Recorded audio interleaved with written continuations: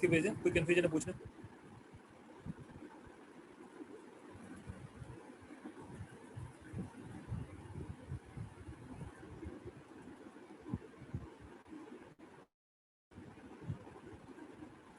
Okay, यहाँ तक समझ में आ रहा है?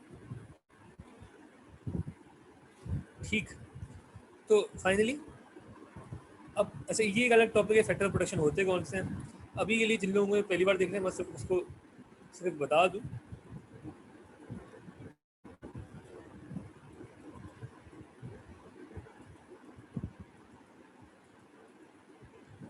ये फैक्टर्स जो हैं, ये है land, labour, capital and enterprise. ये 4 फैक्टर हैं। ठीक है, अभी होते क्या है इसको जरा डिस्कस करते हैं थोड़ी देर बाद। ठीक है, इनको यूज करके बनती हैं गुड्स एंड सर्विसेज। मसला यहाँ से शुरू होता है, प्रॉब्लम अभी तक शुरू नहीं हुई, प्रॉब्लम अब शुरू होगी। प्रॉब्लम क्या है? प्रॉब्लम ये है कि रिसोर्सेज जो है ना हमारी,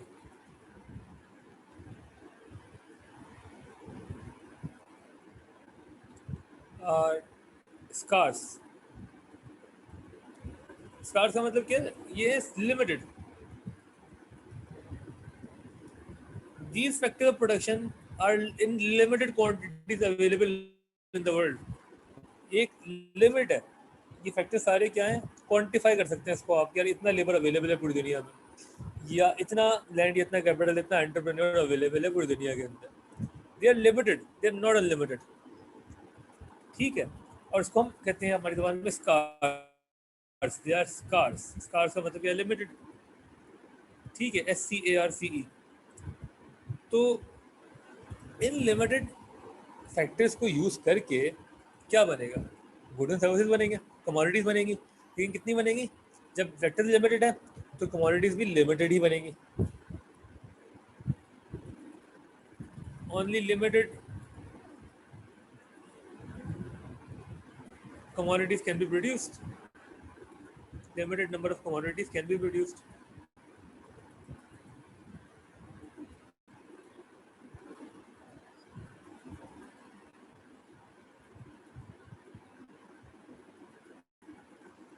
ठीक हो गया?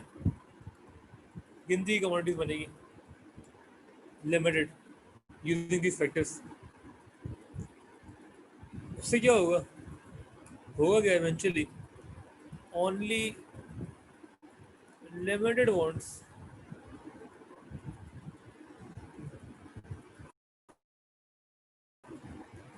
will be satisfied। मतलब कि जब कम क्वांटिटीज बनेंगी तो कम ही कंज्यूम होंगी, एंड कंज्यूम भी लिख दे इसके आगे। Only limited number of commodities can be produced and consumed because resources are scarce या लिमिटेड। उनको यूज करके आप लिमिटेड चीज़ें ही बना सकते हैं। थोड़ा सा लेबर है तो थोड़ा सा आउटपुट बनाएगा। अनलिमिटेड लेबर होता है तो अनलिमिटेड आउटपुट बनता है। जब आउटपुट ही लिमिटेड बन रहा है तो आप कंजम्पशन भी लिमिटेड हो रही है। जब कंजम्पशन लिमिटेड है तो आपकी वांट्स भी लिमिटेड ही सेटिस्फाई होंगी। Therefore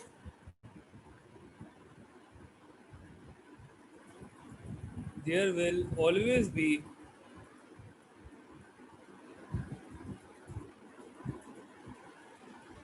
some wants। क्या बोल रहे हैं? there will always be some wants left unsatisfied।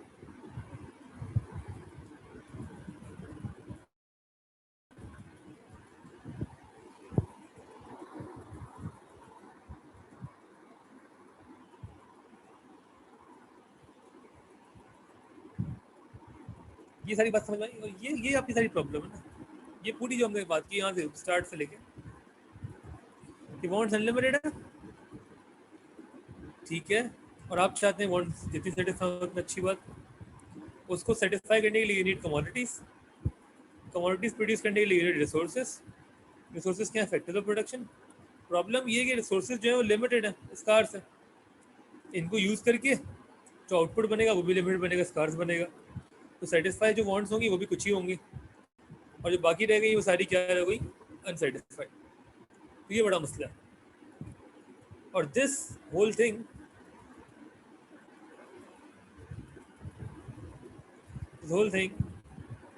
is your basic economic problem.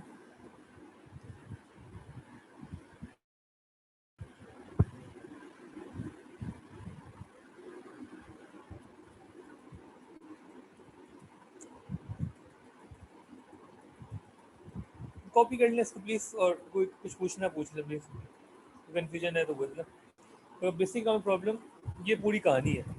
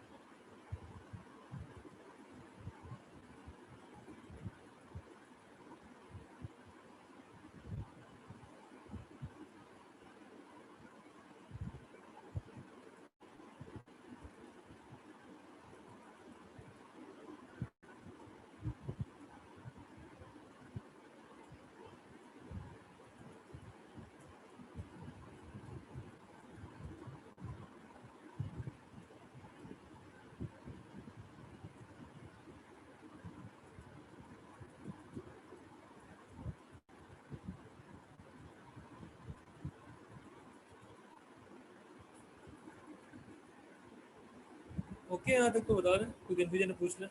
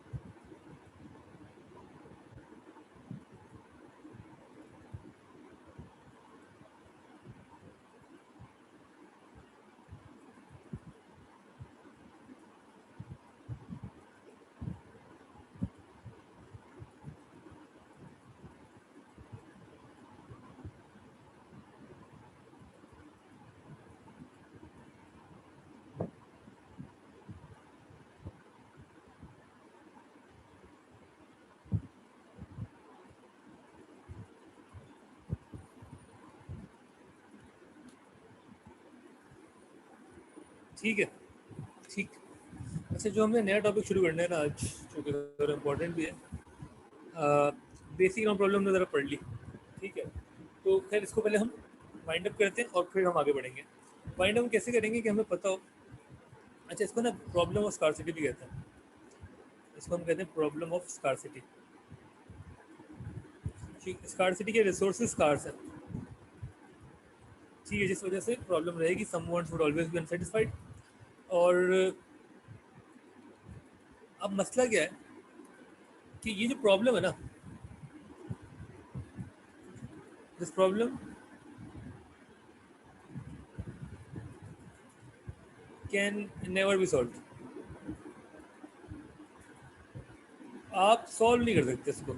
क्या बोले, नहीं यार कुछ ऐसा तरीका निकाल लें जिससे सारी वांट सेटिस्फाई हो जाए, ऐसा हो नहीं सकता, क्योंकि रिसोर्सेज लिमिटेड ही हैं। आप इनफाइनाइट रिसोर्सेज प्रोड्यूस नहीं कर सकते, तो आउटपुट हमेशा लिमिटेड ही बनेगा।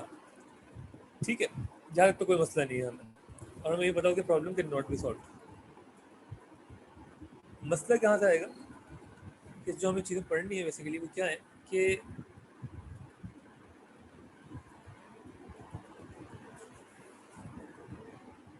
अच्छा, फिर हम करेंगे क्या? पहले तो हम ये पता है कि सॉल्व नहीं कर सकते, तो हम करेंगे क्या कि यार हम अपनी वांट्स में से ना कुछ वांट्स चूज कर लेंगे जो बड़ी इंपॉर्टेंट है, उनको सेटिस्फाई करना बहुत ज़रूरी है। कुछ वांट्स को हम बोलेंगे ये बहुत इंपॉर्टेंट है, इनको सेटिस्फाई करना ज़्यादा ज़रूरी है। तो जब भी स्कार्सिटी होगी हमें हमेशा एक चॉइस मेक करनी पड़ेगी बिटवीन डिफरेंट वांट्स। हमें चूज करना होगा हम क्या कंज्यूम करना चाह रहे हैं, हम क्या करना चाह रहे हैं, किस वांट को हम सेटिस्फाई करना चाह रहे हैं। Scarcity always and always leads to choice, ठीक है, because you have no other option, you have to choose. आप सब चीज़ों को तो सेटिस्फाई कर नहीं सकते। और choice will then lead to, वो हमारा डिफरेंट कॉन्सेप्ट है जिसे हम कहते हैं opportunity cost.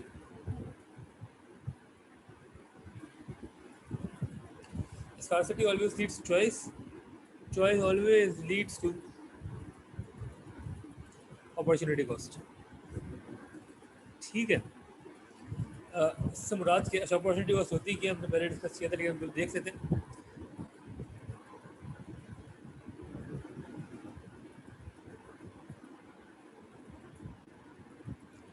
Opportunity cost,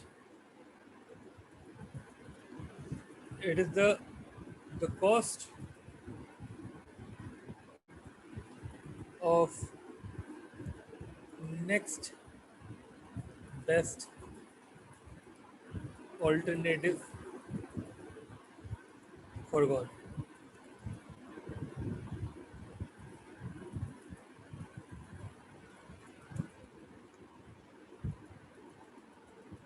opportunity cost क्या है? The cost of next best alternative foregone. इससे मुराद क्या?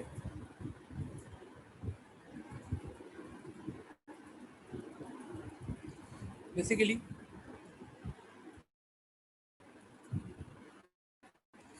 हम जो हैं वो बात कर रहे थे ये कि आपकी जो रिसोर्सेज है ना,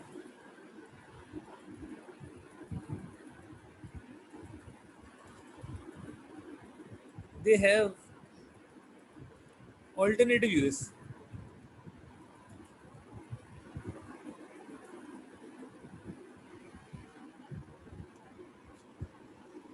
आप एक रिसोर्स के साथ बहुत कुछ कर सकते हैं। एक लेबर जो है बहुत कुछ कर सकता है अपने टाइम के साथ, सही है, वो कारपेंटर बन जाए या वो मछलियाँ पकड़े जाके या वो जो कुछ भी कर सकता है ना। ऑल्टरनेटिव यूजेस हैं सेम लेबर के। अब या सिमिलरली हम बोलें कि आपके पास जो पैसे हैं उनकी भी ऑल्टरनेटिव यूजेस हैं। आपके पास ऑप्शन है आप क्या कंज्यूम करना चाह रहे हैं, आपके अनलिमिटेड वांट्स हैं, लेकिन आप सब कुछ कंज्यूम नहीं कर सकते, जाहिर सी बात है, लिमिटेड पैसे। तो आपकी जो रिसोर्स है उसके हमेशा ऑल्टरनेटिव यूज होंगे। ऑल्टरनेटिव मतलब डिफरेंट यूज है, सही है, and you will choose between alternatives. अब होगा क्या, फॉर एग्जाम्पल, इसकी आसान एग्जाम्पल कि यार आपके पास जो है वो 500 रुपीज़ हैं और आप उस 500 से बहुत सारी चीज़ें कर सकते हैं। लेकिन अभी इस वक्त ना आपके पास दो मेन ऑप्शन है कि आप क्या करें। आपके पास ये है कि यार आप एक जाके कोई सैंडविच खा लें या बर्गर खा लें, ठीक है, या आप बोलेंगे यार नहीं, मैंने जो है ना ये 500 लगा के एक करीम भी करूँगा और मैं दोस्त से मिल लूँगा जाके। हमने ये एग्जाम्पल की थी पहले भी, आप विजिट कर लें किसी दोस्त को, ठीक है। अच्छा, इस 500 के और भी बहुत सारे ऑप्शन है कि आप कोई मूवी देख सकते थे जाके, आप या तो कोई कॉन्सर्ट अटेंड कर लेते, कोई छोटा मोटा 500 में जो अवेलेबल होता, या आप सेव कर लेते, ठीक है, मतलब आपके पास बहुत सारे ऑप्शन थे। लेकिन हम ये कह रहे हैं कि भाई आप ना जो नंबर 1 और नंबर 2 ऑप्शन है आपके लिए वो ये है कि आप के लिए सबसे इम्पोर्टेंट ये है कि अभी आपको भूख लग रही है, आप और कुछ देख नहीं रहे, आप बर्गर बहुत पसंद है आपको, तो ये चिकन बर्गर मिल रहा है, आपने आगे खरीद लिया। अच्छा, जब आपने इस 500 को इस यूज़ में लगा दिया तो बाकी जो भी है ना, बाकी जो भी है वो आपने कंज्यूम नहीं किया, ठीक है, क्योंकि ऑल्टरनेटिव यूज थे, आपने एक यूज चूज कर लिया अपने रिसोर्स का, बाकी यूज आपने चूज नहीं किए। तो बाकी जितने यूजेस हैं क्या वो सारे अपॉर्चुनिटी कॉस्ट बन गए? यस या नो? क्या ये सारी चीज़ें अपॉर्चुनिटी कॉस्ट है?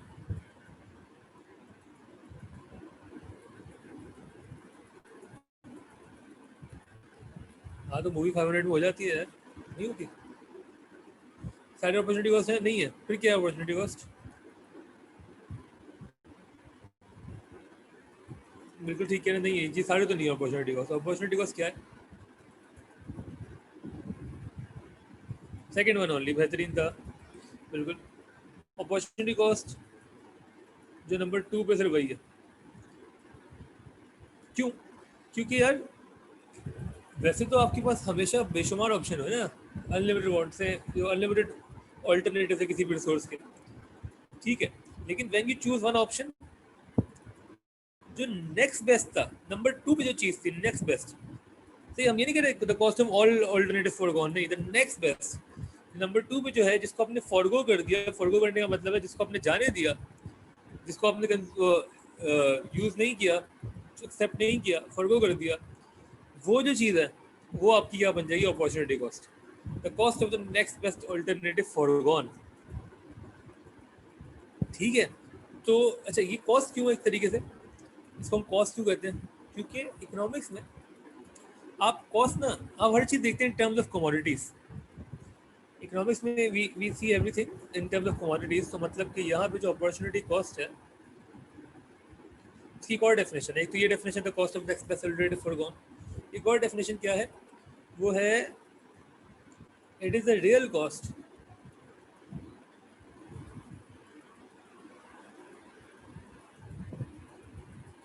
of choosing one thing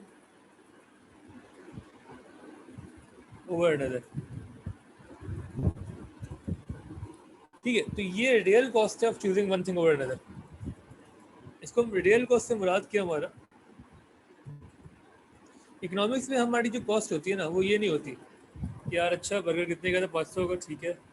हम ये बोलेंगे अच्छा अगर आपने बर्गर खाना चूज किया तो इसकी वजह से what is the opportunity you are missing. अगर आपने क्लास अटेंड करने का डिसीजन लिया तो आप क्या मिस कर रहे हैं? आप अपनी नींद को मिस कर रहे हैं, अपने आराम को मिस कर रहे हैं। तो आपकी इस क्लास अटेंड करने की जो अपॉर्चुनिटी कॉस्ट है वो आपकी नींद है। सिमिलरली यहाँ पे वो बर्गर कंज्यूम करने की जो अपॉर्चुनिटी कॉस्ट है, वो क्या है कि वो दोस्त से मिलने की मिल के जो आपको खुशी मिलती, जो रगबत होती, वो आपकी कॉस्ट है जो आप कंज्यूम नहीं कर सके, जो चीज़ आपको नहीं मिल सकी, ठीक है ना। सिमिलरली कि अगर हम बोलें कि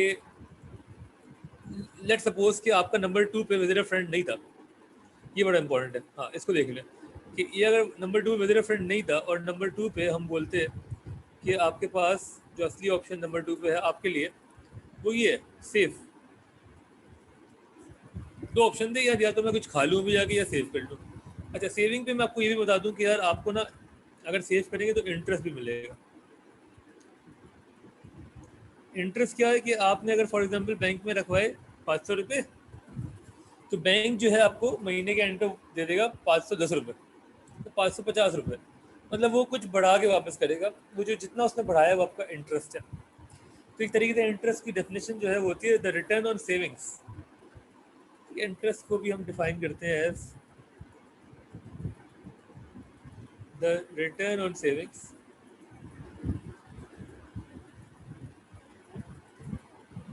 ठीक है। अच्छा तो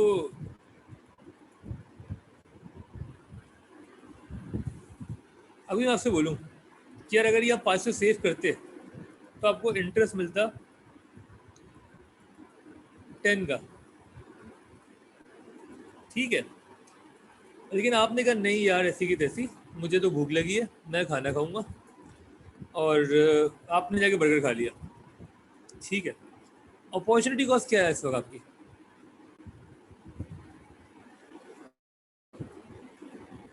अगर नंबर 2 पे सेविंग था, मतलब द फर्स्ट जो बेस्ट ऑप्शन था वो खाना, अगर आप खाते नहीं तो आप सेव कर लेते, ठीक है। तो if you decided to consume the burger, but is opportunity cost,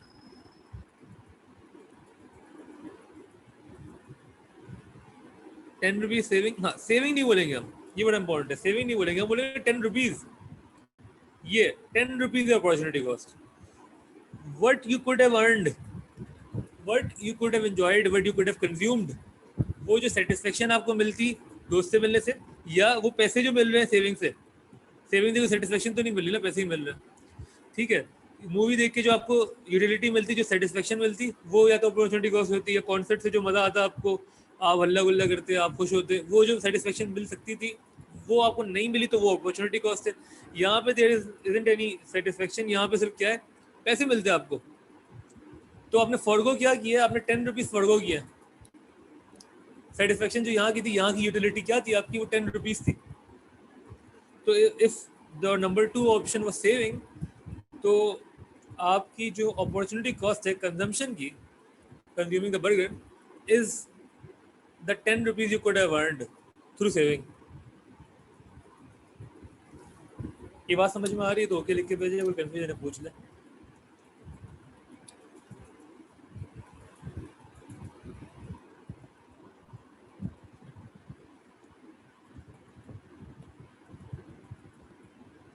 ठीक है ना, what you could have earned, सही है ना, what you could have enjoyed, what you could have consumed, ठीक है। जैसे कि अभी हम बात कर रहे, तो अभी जो आपको आराम मिल सकता था सोने से, वो आप सेक्रीफाइस कर रहे हैं ना, this is the sacrifice you are making, this 10 rupees was the sacrifice you did, you made to consume the burger, ठीक है।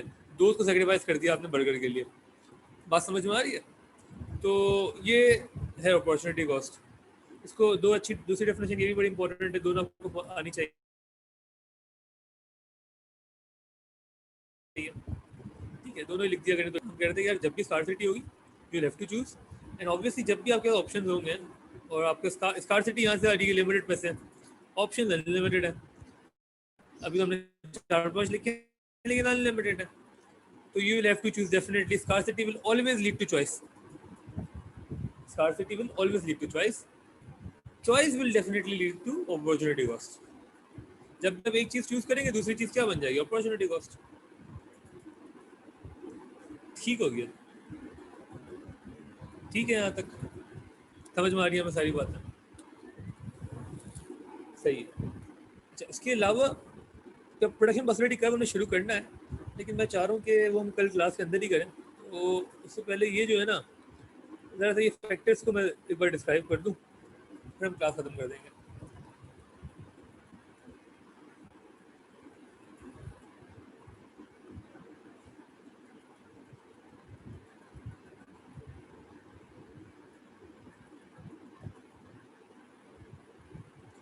लैंड, लेबर, कैपिटल और एंटरप्राइज, आपके 4 फैक्टर्स, ठीक है। लैंड क्या होता है भाई, हमारे लिए लैंड का मतलब है ऑल द नेचुरल रिसोर्सेस। मुराद क्या है इससे, ये प्रोडक्शन में जो भी रॉ मटेरियल लगता है वो लैंड है, ठीक है ना। एग्जाम्पल इसकी हमेशा रॉ मटेरियल ही होगी। आप समोसे बना रहे हैं, तो जो आलू आप लगा रहे हैं वो नेचुरल रिसोर्स है ना, वो आलू क्या है, रॉ मटेरियल, वो रॉ मटेरियल आपका क्या है, लैंड है, ठीक है। आप कपड़ों की फैक्ट्री है आपकी, आप गारमेंट फैक्ट्री है पूरी, तो उसमें जो कॉटन लग रहा है वो नेचुरल रिसोर्स है, रॉ मटेरियल है, ठीक है। रॉ मटेरियल एग्जाम्पल में नहीं लिखता आमतौर पे, क्योंकि रॉ मटेरियल ये सारे हैं जो एग्जाम्पल में आएंगे, जैसे कॉटन फॉर एग्जाम्पल, जो आपका वेजिटेबल भी आ सकते हैं इसमें सारे, ठीक है। अगर प्रोडक्शन में फिशेज यूज़ हो रही हैं, तो भी जो भी आपको नेचुरली मिल रहा है, ठीक है। या कोल मिल रहा है आपको, कोयले, ठीक है। तो ये सारे क्या है, नेचुरल रिसोर्सेज हैं जो कि यूज़ होते हैं प्रोडक्शन में, ठीक है। इनको यूज़ करके आप कुछ और बनाएंगे। तो लैंड की डेफिनेशन क्या था, natural resources. Similarly we have labour, labour account for all, labour आपकी वर्क फोर्स है बेसिकली इसको, लेकिन आप जो है वो लिख दें all human involvement in business,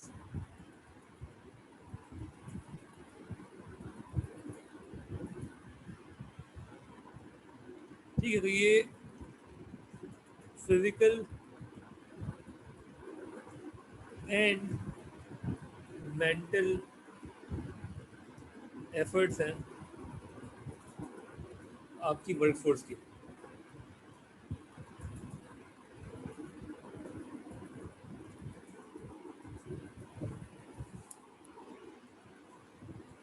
ठीक है, लेबर में ये सारी चीज़ें आ गई। Similarly we have capital. Capital से मुराद बेसिकली आपके जितना भी नॉन ह्यूमन इन्वॉल्वमेंट है ना,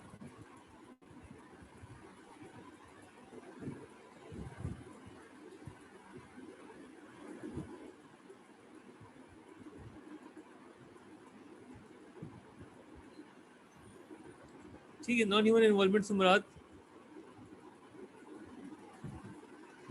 कि इसमें जितनी भी टेक्नोलॉजी यूज़ हो रही है, एग्जाम्पल्स की जो भी टेक्नोलॉजी है या मशीनरीज हैं, अकाउंटिंग वाला कैपिटल नहीं है ये। ठीक है, अकाउंटिंग का कैपिटल कुछ और होता है ना, यहाँ पे हमें फ़र्क नहीं पड़ता है पैसा किसका है। ठीक है, ये बस हम मशीन टेक्नोलॉजी जो भी चीज़ें यूज़ हो रही है, जैसे फॉर एग्जांपल अगर मैं एक ठेला भी लगा रहा हूँ फ्रूट्स बेचने के लिए, तो जो ठेला है वो मेरा कैपिटल है। जो भी नॉन ह्यूमन इन्वॉल्वमेंट है वो भी मशीन है एक तरीके की। ठीक है, अ, और आखिरी क्या है, entrepreneur, enterprise, sorry, enterprise important है। एंटरप्राइज से मुराद है द रिस्क टेकिंग एबिलिटी।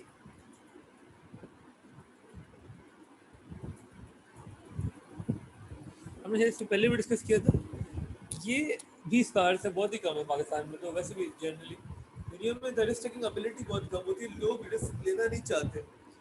असल में रिस्क टेकर जो होता है वो एंटरप्रेन्योर होता है, और उसकी एबिलिटी को हम एंटरप्राइज कहते हैं, द रिस्क टेकिंग एबिलिटी। वो करता है क्या है, वो इन तीनों फैक्टर्स को बना यूज़ करता है, मिक्स करता है, लैंड को, लेबर को और कैपिटल को एक साथ मिक्स करेगा, यूज़ करेगा to produce goods and services.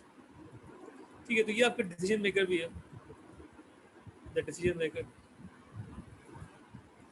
और ये रिस्क टेकर है बिकॉज ये अपना टाइम लगा रहा है, पैसे लगा रहा है। ठीक है, ये रिस्क ले रहा है और ये इन तीनों को यूज़ करके बिजनेस एक्टिविटी कर रहा है।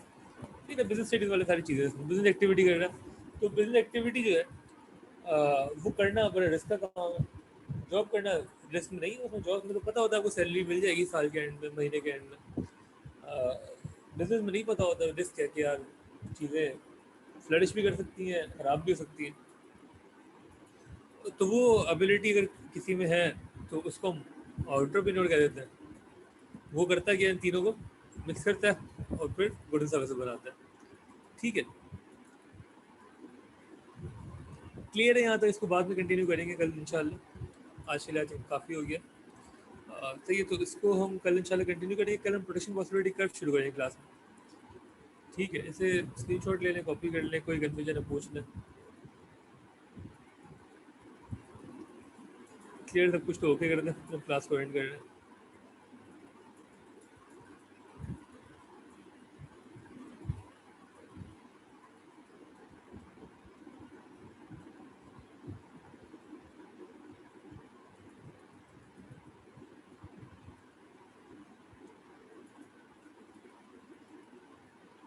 ठीक है, अपना एंड कर रहे हैं क्लास।